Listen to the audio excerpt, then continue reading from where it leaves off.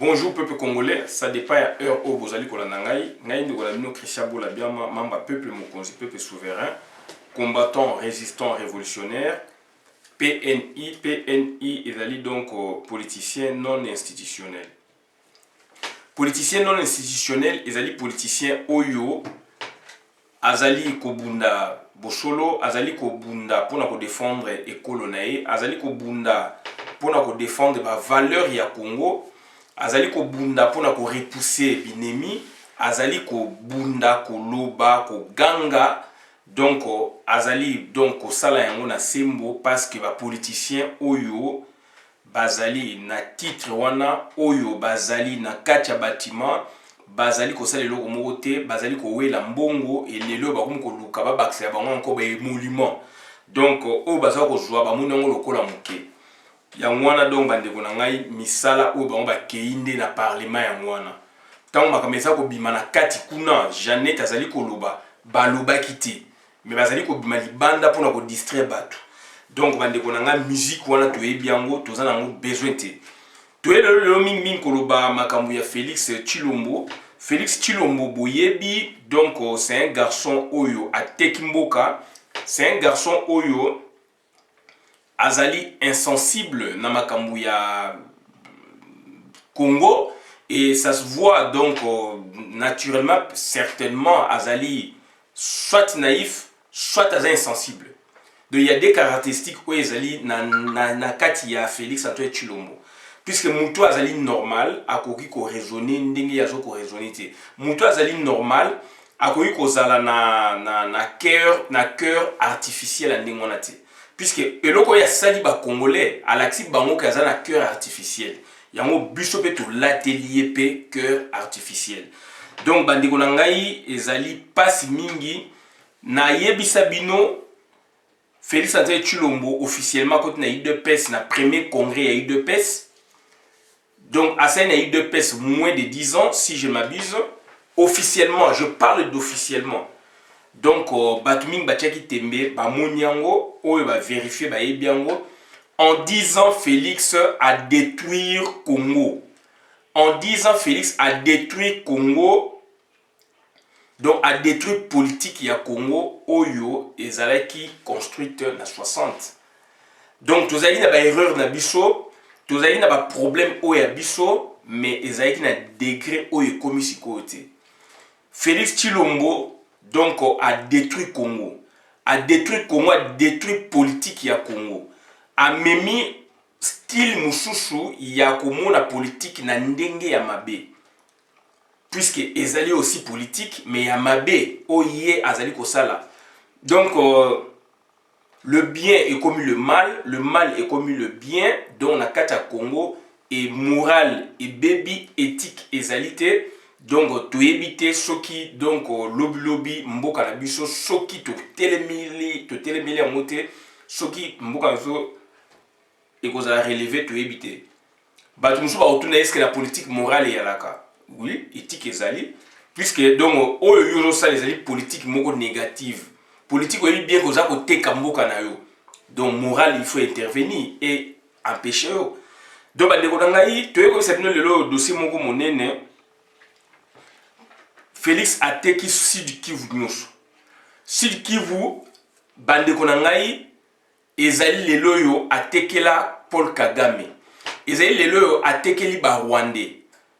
Toyebisaki bino na ba vidéo ke ba Rwandais ndenge communauté internationale et États-Unis ya Trump ba boyeki Hippolyte Kanambe donc à se représenter. Donc pour na bango c'est ba bangaki ba monaki mabe, mais aujourd'hui avec Mutuloko la neti Félix bazali à l'aise. Makamo ba koye ko sala te siko bazali ko sala yango, bazali coopérer yango à travers Félix et Antoine Tshilombo. Et yo ndeko yo mtozo ko lobakaza ndeko na yo puisque azali congolais, mais ndeko tanga oboma yo azasu ndeko na wote akomi diabu.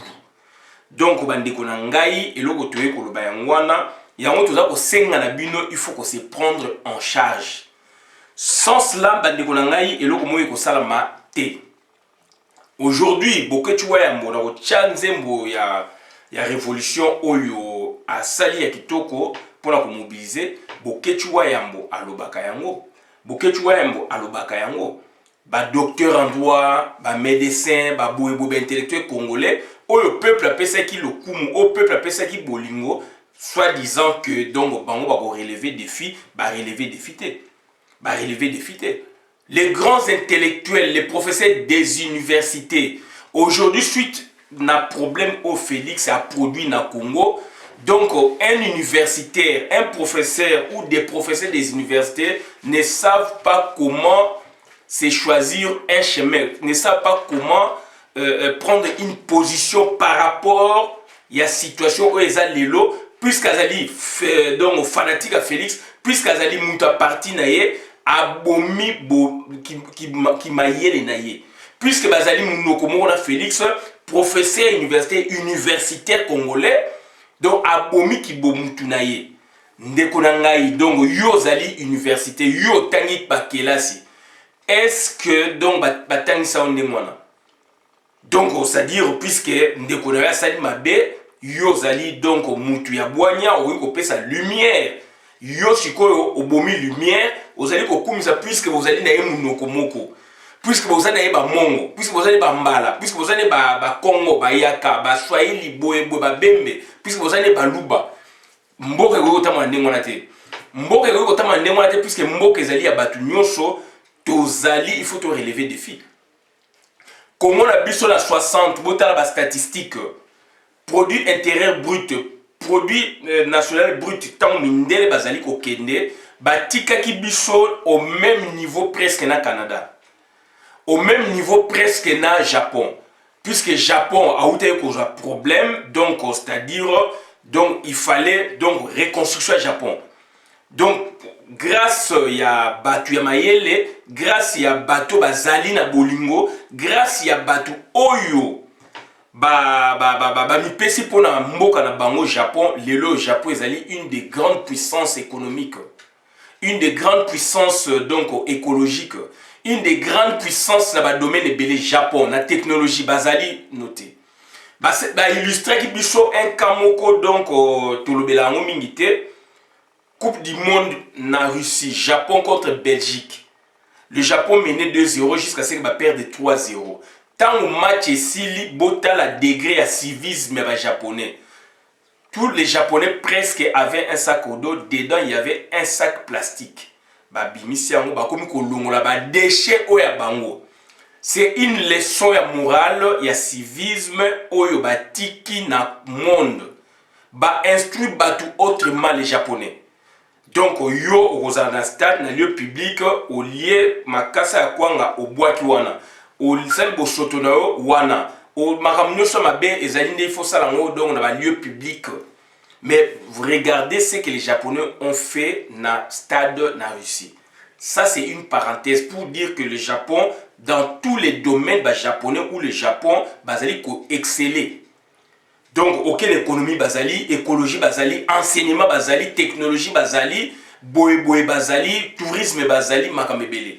Donc, les loyo bisoto ko s'en sortir te.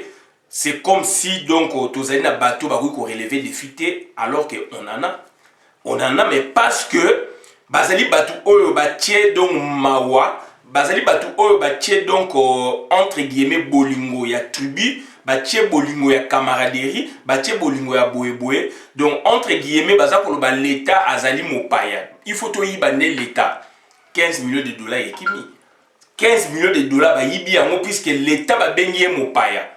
Alors que l'État est mopaya, ya mundela sakenda. L'État lelo ezali yo, ezali ye kuna ezali ngai. Donc il faut préserver bien l'État. Et aujourd'hui yibi mbongo 15 millions toyoki, mais ezali belé, tibala yibaki 68 millions de dollars. Mais le monsieur donc tamba sali remise et reprise, il y a le kuta le kuta, il y a on a quelque part quand vous parlez aujourd'hui dans ma il faut faire du stop. Il faut commencer à raisonner, créer un vide dans sa tête, comme ça on raisonne à nouveau. Donc malheureusement donc Bruno Tshibala a lobby que souci n'est il faut comme ça Congo pays émergent. Alors que Aïbaki plus de 68 millions de dollars. Mutu atunaye te. Batuti bazali ko sala bongo batikeli bino yango comme apa bayebi ke bolingi mbongo bayebi ke bozali miyibi bayebi ke bozali na âme ya Congo te. Bino ba politicien bino ba gouvernant o bozali lelo yo o pe bozalaki donc bozali na âme te. Tout ya kosala nini akozwa atikeli bino richesse nga na bengaka artificielle na banque centrale tant ozwa pouvoir ozota la banque centrale olingi il faut yiba mbongo ezali na banque alors que c'est na pas batikeli bino ngo basalango exprès olingi mbongo 200 millions yiba oyibi ba koloba eloko moko te mais bango baza ko yiba ba milliards bango bakela ba ressources naturelles ba manganèse, ba cobalt, ba cuivre, ba boé. Donc voilà la situation au tout bazanango. Au limite 200 millions, puisque mon 200 millions, aux alliés donc na am ya mbokate, au limite développer mbokate, mwana rosa ba projet, yo limo yiba, ba kotiko yiba. Ba kotiko yiba, donochi ba la yiba 68 millions de dollars, ba inquiété était. Ba ministre ming ba bimi wana ba yiba ki ba inquiété ba ngote. Donc aujourd'hui, 15 millions de dollars et bungi le sous donc la présidence de la République. Et balingi balobe batute mais dans l'entretemps ce garçon au azali kuna Félix Antoine Tshilombo donc azolo banini ya azali ko lutter donc contre donc la corruption, l'impunité etc. Accueilli na télévision ya monde. Na boyi na tia vidéo wana donc tina mogote mais tu dois expliquer bino batounie ba question sur ba criminalité puisque les journalistes ont posé question à yebi que rapport mapping ezali. Rapport mapping a été notifié na Congo depuis 2010. Il fallait ba ça là donc ba code ça parquet donc spécial donc il fallait pas former Batou, communauté internationale ezali prête pour la aider biso to installer parquet spécial wana pour la traquer ba criminels de guerre, ba génocide etc. Donc voilà, Hippolyte Kanamba c'est là monté Félix alobi yé azali wana te. Yé a ko fouiner dans le passé. Oh, c'est la deuxième fois lo bayango. Où a-t-on vu un président de la République puisqu'il tient n'est-ce pas à redresser son pays? Puisque même pas à redresser son pays, mais un président, un gouverneur, quand il vient, à côté de la situation où il est qui, la situation où il y a coûté non pour se projeter dans l'avenir. Si vous avez eu le motif d'impunité, soit disant, puisque vous allez président de la République, est-ce que c'est normal? Un président de la République, il doit agir comme ça. Un président de la République, c'est le serviteur du peuple. Comment expliquer dans le Congo un gouvernant donc a commis qu'on se servir. Un gouvernant, il est là pour protéger donc une caste. Un gouvernant, il est là pour protéger ses amis. Pourquoi? Donc ça dit Félix Antoine Tshilombo donc a trahi intime conviction politique. Bino batu oyo bozali convaincu te ben indécis jusqu'à ce jour que Félix donc il fera quelque chose, il fera rien. C'est un mercenaire politique. Donc un mafieux politique. Donc Félix Antoine Tshisekedi, donc Tshilombo, Tshisekedi des deuxième nom naé. Donc c'est monsieur aïe cautionné, n'est-ce pas? Donc on dit destruction à Congo. Raison pour laquelle il faut tout chasser. Il y a moins d'autres années dans jour J moins 12. Donc c'est à dire Moutouana Bandekonanga il faut tout benganaye. Jour J moins 12 il faut tout benganaye. Bon, que tu vois, Yambo Nzambe a inspiré à Pessi ultimatum. Ultimatum, c'est pour tous les Congolais. Ultimatum, c'est pour le Congo. Il faut qu'on s'aille l'ultimatum. Il faut qu'on relaye ma solo. Tozali na RTNC awate. Tozali na ba chaîne na biso. À partir portable, tu peux faire quelque chose. Donc, c'est-à-dire, à partir de son portable, on peut faire quelque chose. Ndeko nanga il relaye message et kota na Congo. Donc Félix Antoine Tshilombo a teki sud Kivu nazo sabino d'après les informations de Jean Leloyo a teki sud Kivu nyonso mikolo mizali ko ya boko mona e ko bima poisa. Donc c'est-à-dire ba Rwandais ba ko ya ba ko réclamer ma belé o ba teki bango na Félix Antoine Tshilombo. Donc il est insensible. Azali donc c'est-à-dire Azali Wanate c'est Azak au monde noir place Azak au monde blanc. Donc c'est un monsieur impossible. On doit le chasser de notre pouvoir. Ezali pouvoir ya ngai, ezali ya yo, ezali ya yekuna. Ezali pouvoir ya mutu moko, ezali ya l'état congolais. Et quand l'état congolais ne marche pas, on doit chasser le détenteur ya pouvoir wana. Et alors, détenteur donc moko donc de mauvaise foi puisque donc il est mafieux à la base. Akene ko sala deal alobeli bino bandeko. Bolingi ba sa bino dessin. Alobeli bino ba tunye pour la makambo azali marionnette ndenge président élu Martin Fayulu ndenge alobaki auti ko sala meeting a kafu na Congo kuna na makala a démontré donc rapport de force. Alobi yé ba tunye question à répondre boyoki yango. Alobi donc ok yaza marionnette te yé mutalobi mais biso de bika za marionnette. Et puis alobi bien que ba yokana kina kabila ba diriger mboka ndengwana. Tant que c'est bino que tozali na 3 présidents na Congo. Ndeko il fallait passer le décès pour nous comprendre. Donc le fait que yé Félix alobi lelo après 8 mois. Biso tolobaki 8 mois plus tôt. Bino boyo ko comprendre 8 mois plus tard. Bandeko nanga to kende boye wapi na mboka oyo. Toko vivre boye ndenge nini na mboka oyo. Et le bibo ketuwa ya mbodongo oyo peuple ya ndenge nini.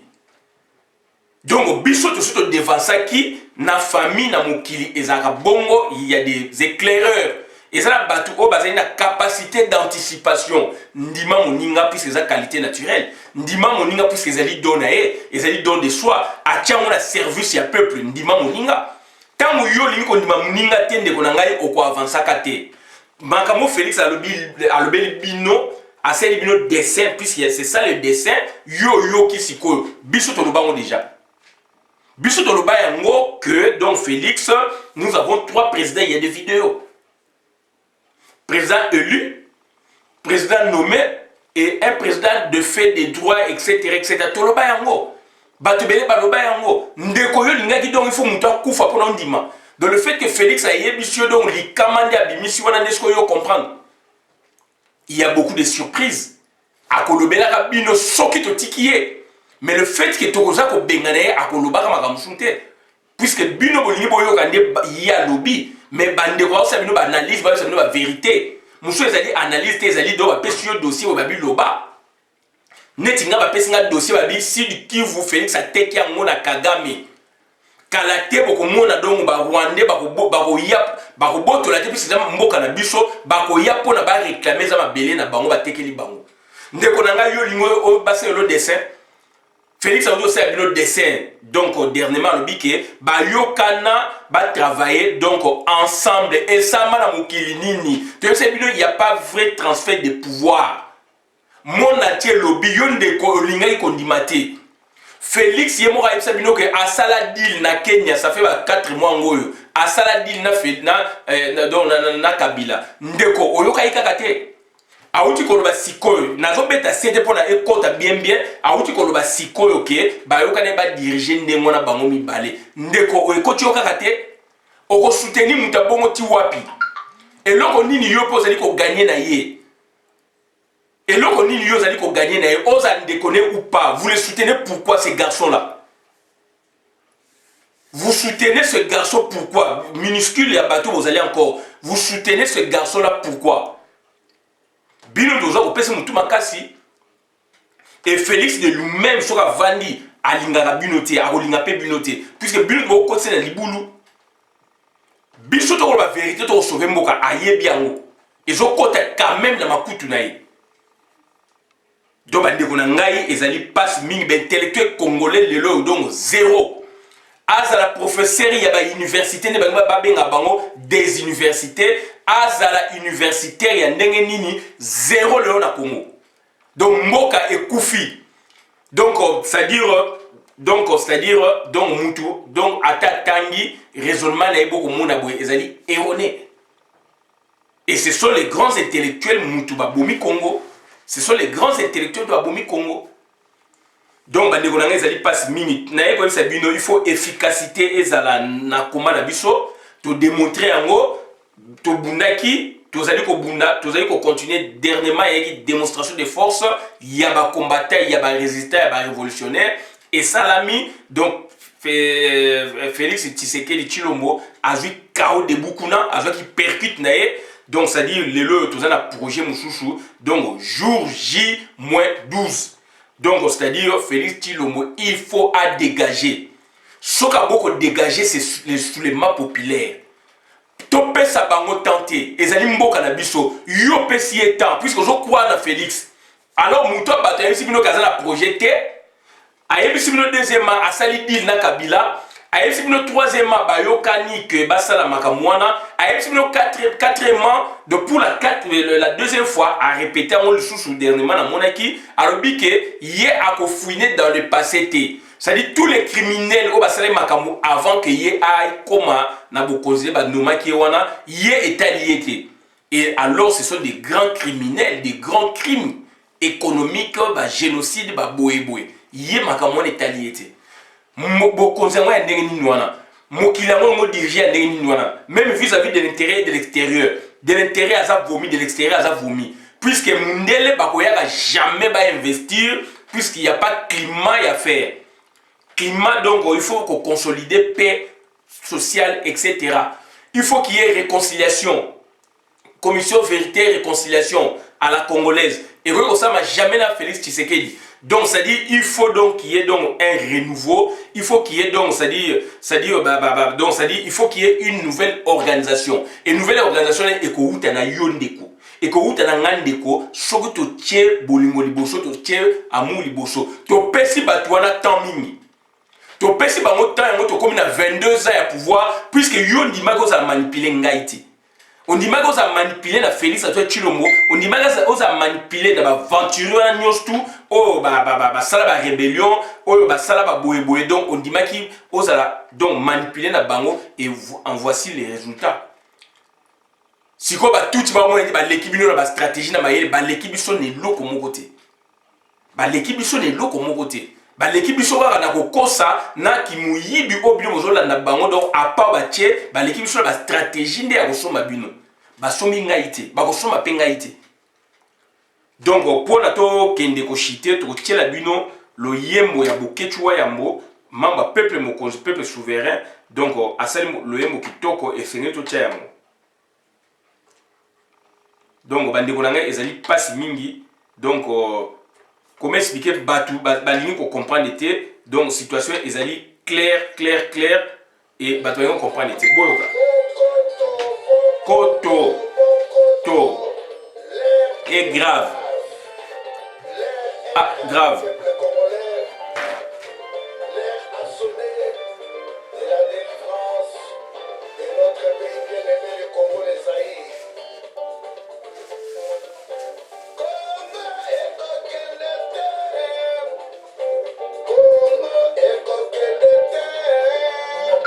Bolanda.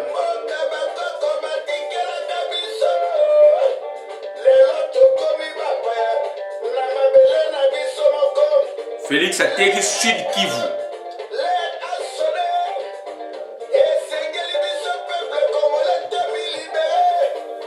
Il faut se prendre en charge.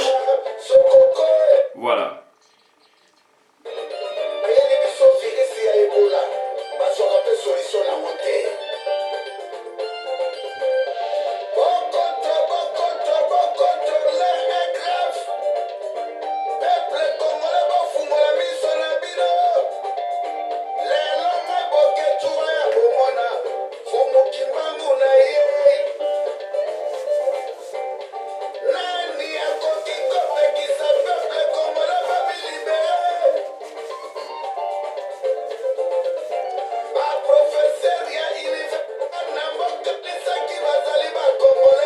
Mawatro na professeur universitaire.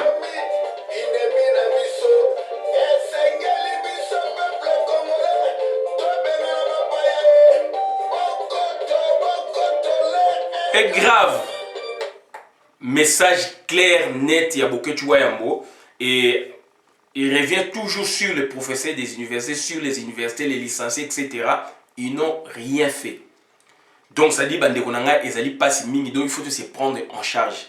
Mboka na biso ekei et que le quoi dans l'aventure et ti lelo batu Félix a sa pesa ba vérité na ye ba mususu bazo comprendre kati ba kendeke belé kuna ba kanisa ini tezali réunion ya ndapu na bango et voilà bazali encore dessus ba sombi ba billet ba boyebo bazali dessus ndeko na ngai est-ce que bozo ba teke mutu wana azali entouré na ba Rwandais et que ba kolinga jamais azala timing botala entourage na azala mutu ba Rwandais bazala pemi baza ko diriger. Donc le jour où Félix a koboya par exemple ko yoki la ba Rwandais le jour là ba kobomaka ye na kati na le bango na bango nan mon donc ça dit biloko là tout vous n'imaginez pas ça bokei na Kinshasa ya mibinote boye est-ce que vous comprenez pas que azali na ba première ceinture ba Rwandais ba touti ya famille ya Hippolyte Kanambe première ceinture wana na kangi Félix bokomona bango na tenue militaire terre baza en civil là donc première ceinture ça donc ba ndeko ya Félix ya Hippolyte Kanambe deuxième ceinture eza ba touti na ba utu ndambo troisième ceinture ezali donc ba Rwandais na ba Rwandais là on peut voir un peu de Congolais baza niti moi la confiance ba touti donc ba na benga ba Congolais nature donc ba Congolais naturalisé Rwandais. Est-ce que biloko wana donc imagination na bo mona mote Félix a eu à quitter l'avion awa donc a quitté l'avion place qui il fallait pas Rwandais na ba quitter ba mino il faut que na côté à aéroport commercial ba ke kuna ba Rwandais la ba Rwandais azali entouré na bateau na bien moi il peut pas bouger et bateau ba kolinga jamais Félix a sur la na yo congolais et zali kaka moi espace mike so monani boye ou bien ba place ya sala akuna mais zali rare puisque il y a mon caméra zali wana azana ko filtrer nan bokende ki na ba projet na bino kuna si caméra box ça quand boye bien monter et vous au lieu que boye na combat to buna ensemble to bengana na Félix na non vous protégez pour gagner quoi vous protégez pour gagner quoi Félix a sali deal na ye a comme si famille na ye ba milliardaire ba milliardaire en francs congolais ba millionnaire en dollars a sali oye sengela ka sala yo kanisi ye Félix a sauvé Félix pour la nommer yo keba pour la nommer hors de il faut être aussi na kingakati puisqu'il y a des postes stratégiques na Congo na ba portefeuille na biswana donc a ko tcha n'importe qui il faut avaler aussi à kingakati. Est-ce que vous réalisez ça dans vos têtes? N'a pas bino Chantini ngobila makamba sali Félix a sali rien puisque bango nyos tout ba du pouvoir ici kamoko Chantini ngobila yi wana zali bola ta biso sko ba beaucoup mais ça il y a eu de pes bazali wapi bango nyos ba zo pouvoir ici kamoko Bruno Tiba na muyibi wana yebisa bino Félix a donc yena Félix ba ça na même entreprise na même patron biloko wana tout bo capter comme monter. Donc, c'est-à-dire, pour vous, la présidence, c'est... Donc, les Anzambe, beaucoup de déifier, beaucoup de adorer, mais quelle est cette histoire? Ah, on a poto. Bah, président et puis bazali wana. Yo mon ba minde nyoso balana bango. Ba minde ba okita na balabala puisqu'il y a ça ne va pas. Mais minde la zo vivre na mbongo na na salaire, c'est ce que nous recherchons. Tout ça na voix wana. Et non, là, na Félix a fait ça, sur combien pour nous vivre, assumer le pain ou béni. Mais c'est pas ça la vie. C'est pas ça la vie. Toujours le cas que vie moko ezala que conscience ya peuple congolais zala lobito boto la mboka na biso to joyango to tia ba institution moko forte batu mutasali na suka pe azu salaire oyaye. Et puis boyebi que progression moko ezali que donc so na sali 10 ans la société na robimaka boye na ozalaka boye. C'est ce que nous recherchons. L'État mondial a eu à bonner la structure du monde de l'État. Donc, on a donné un message pour nous que Félix a été un Sud Kivu. Et tous allez donc on a jour J-12 défi à Wayambo. Et ils allaient inspiration donc divine et c'est tout appuyé en haut donc puisque ils allaient mutuka kane mutu azak animateur devant Batou, Azali animateur, na présence de la République, c'est un animateur. Président de la République, Azali animateur et institution présidence. Premier ministre, Azali animateur et institution, donc gouvernement. l'Assemblée nationale, ce sont des animateurs. Donc, beaucoup de inspiration divine est liée pour la libération au Congo. Et donc, nous devons l'appuyer. Et ça dit appuyer ce message. Donc, et c'est donc, bichot tout, donc, to appuyer en mot, donc, to relayer message et kota na mboka. Batouana, par contre, ça n'a pas de Rouba, c'est un petit. C'est un petit, le comme moutoumouné na mboka, parce que, papa, tu sais qu'il y a des balinga qui n'est pas. Papa Tshisekedi pesa ki ba Roubaix wa passe puisque bazali ko coopérer na ba Rwandais ba Roubaix wa devant biso boridongo mawato. Voilà. Donc ba ndengona on a ko ba mwana suki awa to ka mwa muke encore extrait ya nzembo boke tu bongo to clôturer.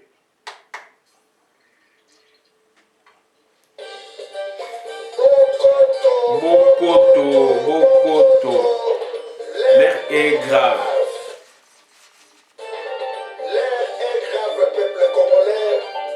L'air a sonné. De la délivrance de notre pays bien-aimé, le Congo, les Zaïre. Donc, message kaka yangoyo. Travail kaka yangoyo. Moussou ses ateliers, ça magité. Ezali ba idée, ezali donc cohésion, unité, donc au Keniliboso. Mobutu okomona ili susute. Papa Kasavubu tokomona ili susute. Papa Lumumba tokomona été. Papa Tshisekedi tokomona été. Papa Moïse Tshombe tokomona été. Ba mungudia basé belé. Donc ekomi sikoyo époque na biso il faut to s'assumer. Batu wana totangi batikelaki biso mboka. Batike mboka na batom nde bakei batike mboka na niveau ezalaki. Biso sikoyo nde tozu mboka. Qu'est-ce que nous avons fait de ce pays? Donc voilà,